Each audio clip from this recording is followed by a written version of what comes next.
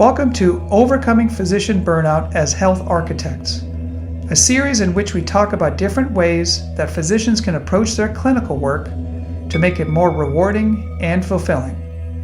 This is Venkatesh Ramnath. Today is episode 8. Where does a scientific attitude come from? And who are we when we get it?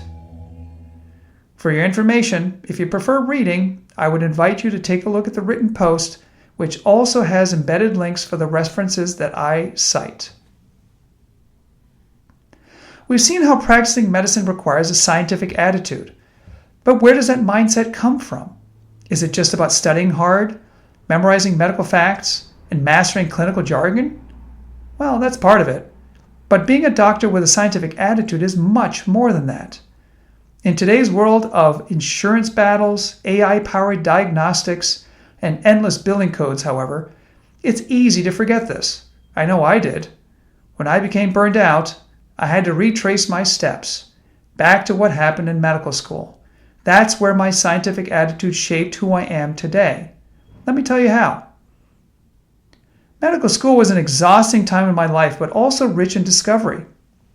Whether it was learning the secrets of the body in lectures, debating the details of gas exchange in the lungs in small group classes, or diagnosing depression in my psychiatry rotation, I found my studies challenging, but also, dare I say, fun. But more than anything else, it was formative. Medical school fundamentally rewired how I thought. Developing a scientific attitude in medicine wasn't just about acquiring facts. It was about learning how to think like a doctor, to approach problems systematically, question assumptions, and analyze and interpret new information with a critical lens. And I wasn't alone in my travails. Medical school bonded me with my peers going through the same process. In other words, my sense of agency in the clinical arena and my connection to professional peers within it first formed in medical school.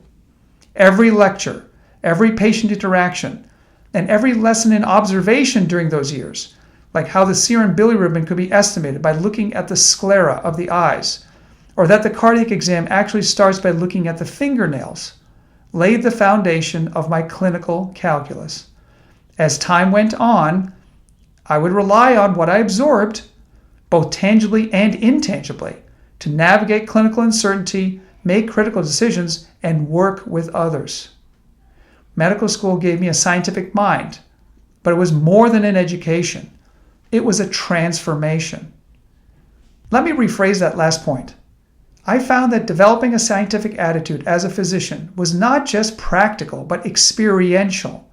And by combining the two, I created a new identity for myself. In her book, Transformative Experiences, philosopher L.A. Paul describes how certain experiences, like becoming a parent, for example, are so radical we can't fully grasp what they do to us until we actually live them. In this way, they are transformative. Medicine is no different. The moment we step into medical school, our identity starts shifting as a result of what we see, touch, hear, say, and think. This metamorphosis continues to evolve through residency, fellowship, and the rest of our careers. This is why medicine isn't just a job. It's a vocation, a commitment that shapes both what we do and who we are. Being a doctor, with a scientific attitude that comes with it, is how I see myself and how others see me.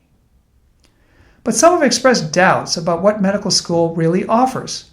Some criticize that the standardized medical school curriculum overemphasizes rote memorization and a one-size-fits-all approach, rather than a tailored curriculum for one's future specialty. For example, does a radiologist really need to know the difference between contact dermatitis and an urticarial rash?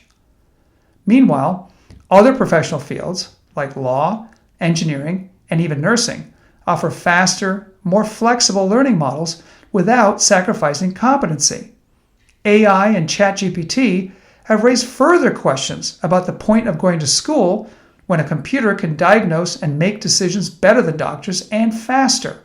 I will talk more about this hype in a later post. Despite these debates, I still believe formal medical schooling is necessary. Why? Because, as I mentioned earlier, medical school anchors our cognitive foundation in the scientific attitude that allows us to think like doctors and connect with others on the same wavelength. Breaking this down further, medical school allows us to learn 4 essential things, all within a protected environment. Number 1, a comprehensive understanding of how the body works and how diseases develop based on what centuries of empirical science have taught us. Number 2, cause and effect mechanisms behind the medical science of diagnoses and treatments. Number 3, critical thinking skills, including an understanding of how research is performed and how to interpret medical data.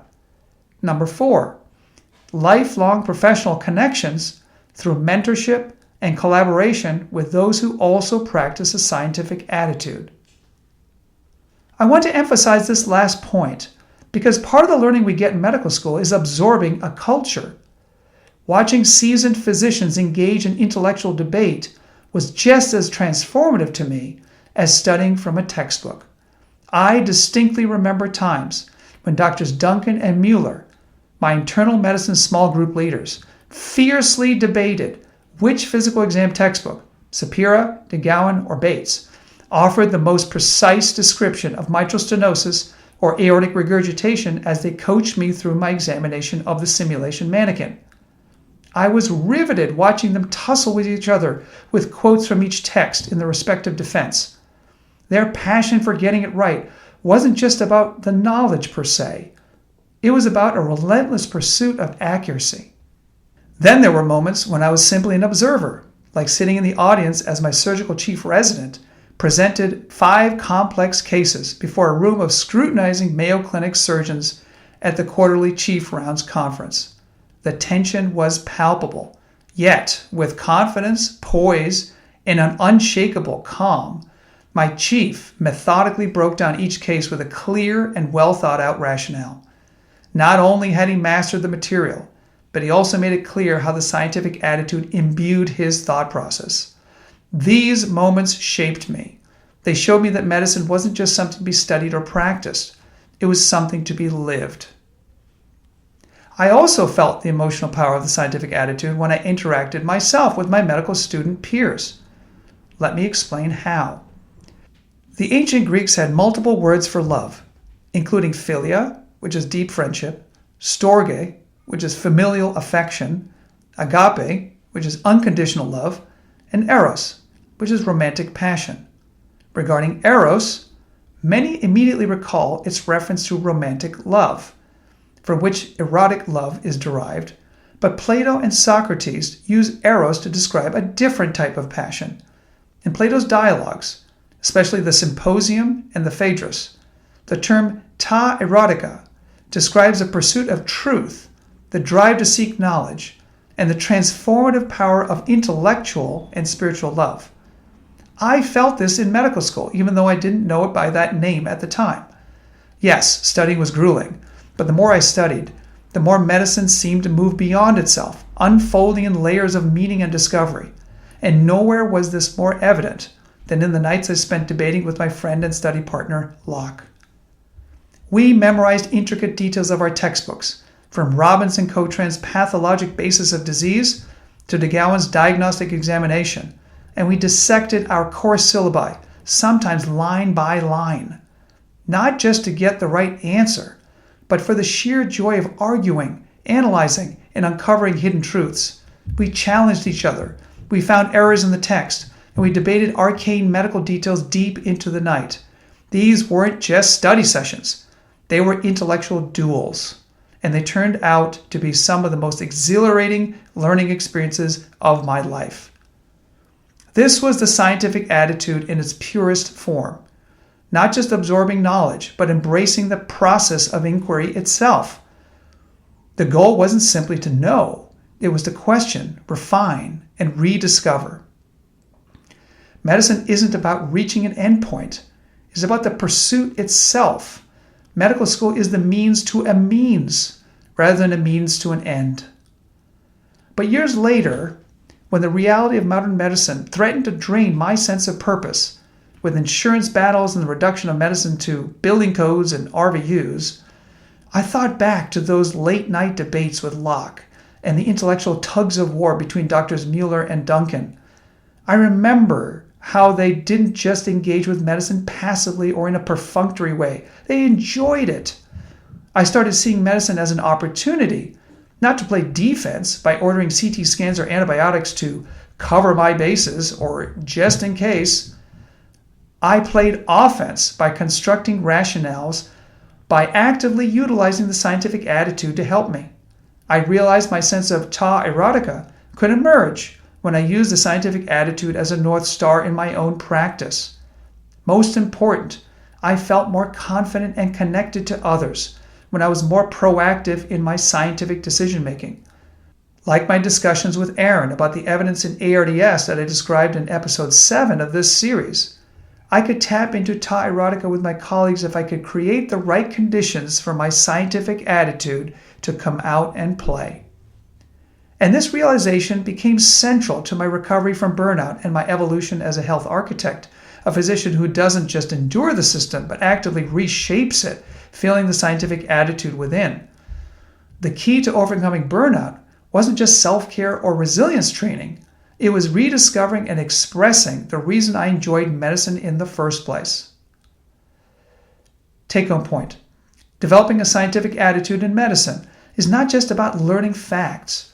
It's a transformative experience that reshapes how we think, question, and engage with the world. Medical school is where this starts. While modern debates challenge its structure, medical school still equips doctors with a scientific attitude that can restore joy in medicine by bringing the excitement of discovery and connection to others back into focus. Okay, I hope you enjoyed this post. If you did, please click like. In the upcoming episode, we'll talk about how medical training years are still important for the development of our scientific attitude and identity as physicians. We'll then turn to where to look to expand our knowledge and scientific attitude after those training years have ended, and we'll include a discussion about AI and ChatGPT. See you soon.